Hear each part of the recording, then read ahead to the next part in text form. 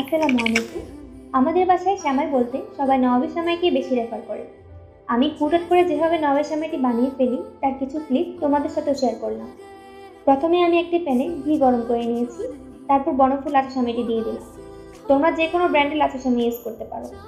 এরপর আমি 2 spoon sugar add করে নিয়েছি, 1 চিমটি লবণ এবং 2 স্পুন দুধের গুঁড়ো দিয়ে ভালোভাবে নাড়িয়ে নিয়েছি।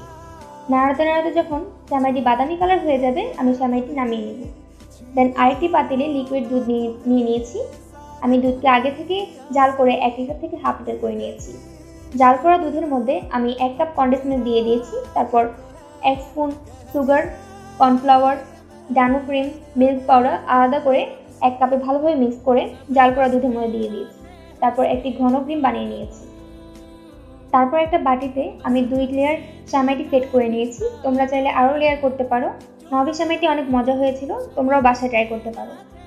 Have a nice day and bye bye.